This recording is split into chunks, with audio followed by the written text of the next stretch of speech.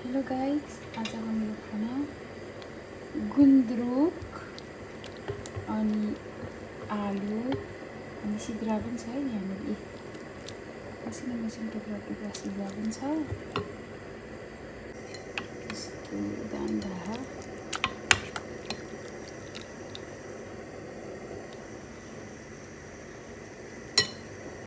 यो चाहिँ हो मुलाको अचार। अकबरी हालेर मुला र प्याजको अचार है। यो चाहिँ अकबरी सराबरी छ। जाडोमा चाहिँ नि यस्तो तातो तातो झोल खानु, सिद्रा होइन गुन्द्रुकहरू हालेर तातो तातो झोल गरेर खानु मिठो हुन्छ। यहाँनिर